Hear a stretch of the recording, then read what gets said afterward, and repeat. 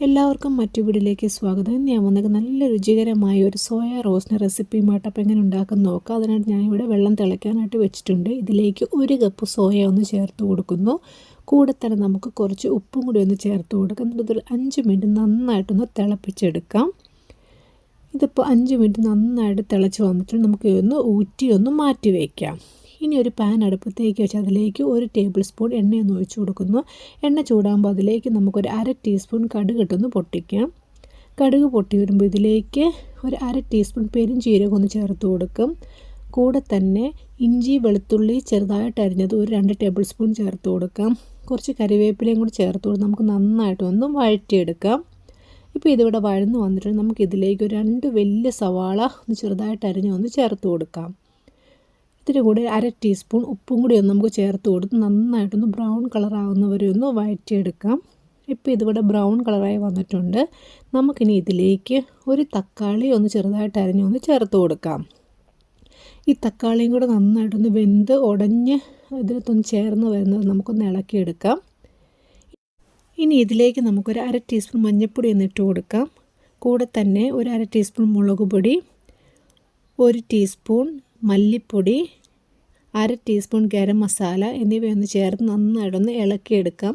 ആ പൊടികളുടെ ഒരു പച്ച മണമൊന്ന് മാറുന്ന വരെ നമുക്ക് നന്നായിട്ടൊന്ന് വഴറ്റി കൊടുക്കാം.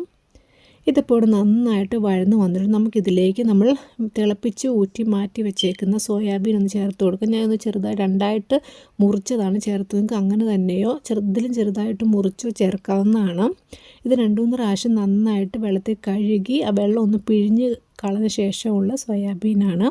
നമുക്ക് നന്നായിട്ടൊന്ന് ഇളക്കി എല്ലാം കൂടി ഒന്ന് നല്ല യോജിപ്പിച്ചെടുക്കാം. ഇതിപ്പോൾ നന്നായിട്ട് യോജിച്ച് വന്ന് നമുക്കിതിലേക്ക് കുറച്ചൊരു വെള്ളവും കൂടി ഒന്ന് ഒഴിച്ച് കൊടുക്കുക. അപ്പോൾ മസാലയൊക്കെ ഇതിലേക്ക് നന്നായിട്ട് തിളച്ച് ഇതിലൊന്ന് പിടിച്ച് കിട്ടും. നമുക്കൊന്ന് മൂടി വയ്ക്കാം. ഇപ്പം നോക്കി നന്നായിട്ട് വെന്ത് മസാലയൊക്കെ അതിലേക്ക് പിടിച്ചിട്ടുണ്ട്. നമുക്ക് നന്നായിട്ട് ഒന്ന് ഫ്രൈ ചെയ്തെടുക്കാം. ഇതിന് കൂടെ നമുക്കൊരു 1/2 ടീസ്പൂൺ കുരുമുളക് പൊടിയും കൂടി ഒന്ന് ചേർക്കാം. കൂടുതൽ വേണ്ടവർക്ക് ഇതിലേക്ക് പച്ചമുളക് ചേർക്കാവുന്നതാണ്. കുറച്ച് തേങ്ങാക്കൊത്തൊന്ന് എണ്ണയിൽ വറുത്തെടുത്തതും കൂടെ നമുക്കൊന്ന് ചേർത്ത് കൊടുക്കാം. ഈ തേങ്ങാക്കൊത്ത് ഇതിൽ കിടക്കുന്ന ഒരു പ്രത്യേക ടേസ്റ്റാണ്. നമുക്ക് നന്നായിട്ട് ഇനി ഇത് ഒന്ന് വഴറ്റിയെടുക്കാം.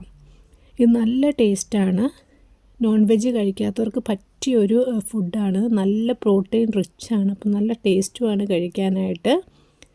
ഇതിപ്പോൾ നന്നായിട്ടൊന്ന് റോസ്റ്റായി വന്നിട്ടുണ്ട്. ഇതിലേക്ക് നമുക്ക് കുറച്ച് മല്ലി ഇലയും കൂടി ഒന്ന് ചേർത്ത് കൊടുക്കാം. എന്നിട്ട് തീ കുറച്ച് വെച്ച് നമുക്ക് കുറേ നേരം ഇതൊന്ന് ഫ്രൈ ചെയ്തെടുക്കാം. ഇതിപ്പോൾ കണ്ടില്ലേ നന്നായിട്ട് ഫ്രൈ ചെയ്ത് വന്നിട്ടുണ്ട്. ആ കളറൊക്കെ മാറി നല്ലൊരു ബ്രൗൺ കളറായിട്ടുണ്ട്. അപ്പോൾ നമ്മൾ അടിപൊളി സോയ